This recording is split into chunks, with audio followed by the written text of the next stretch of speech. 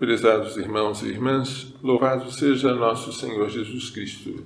Para sempre seja louvado e nossa Mãe Maria Santíssima. O profeta Jeremias censura violentamente, em nome de Deus, o culto supersticioso no templo. As pessoas roubam, matam, cometem adultério, perjúrio, idolatria e depois vão se abrigar no templo do Senhor, sem nenhum sinal de arrependimento ou de conversão. Por acaso, a casa em que o meu nome é invocado tornou-se uma caverna de ladrões? Os ladrões cometem crimes e se refugiam na caverna. Assim está sendo tratado o templo do Senhor.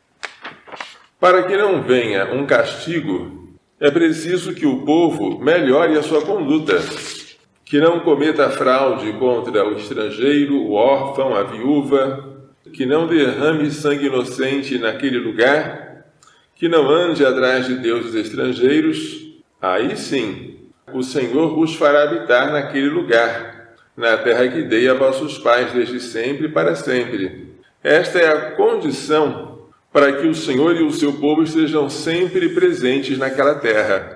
Mas se o culto for meramente material, exterior, se ele procurar servir para aplacar a Deus por meio de ritos mágicos, mas sem conversão do coração, ele não vale para nada. Vale para aumentar o pecado, porque estão profanando a casa do Senhor, entrando, saindo dela, sem desejar converter-se. Esta passagem foi citada por Jesus quando ele expulsou os vendilhões do templo. Por acaso a casa em que meu nome é invocado se tornou para vós um covil de ladrões? O Evangelho traz nosso Senhor contando a parábola do joio e do trigo. O trigo foi semeado pelo dono, o joio pelo inimigo. Os servos, ao verem o joio crescer, sugerem ao dono arrancá-lo. Mas o dono diz: deixai crescer um e outro até a colheita, porque pode acontecer que arrancando o joio, arranqueis também o trigo. Deus, portanto, tem paciência. Ele deixa que a boa e a má semente cresçam. E só no fim dos tempos ele vai fazer a separação, simbolizada aqui pela colheita. Vai arrancar primeiro o joio e amarrá-lo em feixes para ser queimado, enquanto o trigo será recolhido no seu celeiro.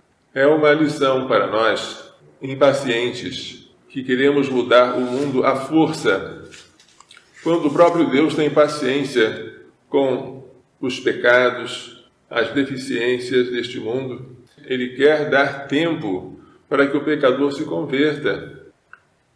Aquele que ainda está em pecado, embora esteja ofendendo gravissimamente a Deus, ao oprimir o justo, dá ao justo a ocasião de ser purificado pela humilhação. Deus, que é sapientíssimo, sabe tirar o bem até dos males, e nós não sabemos. Pensamos que a solução é só arrancar o joio.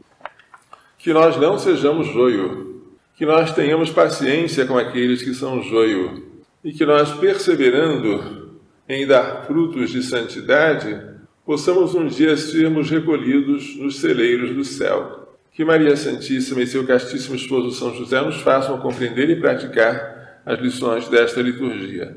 Louvado seja nosso Senhor Jesus Cristo. Para sempre seja louvado, e nossa Mãe Maria Santíssima.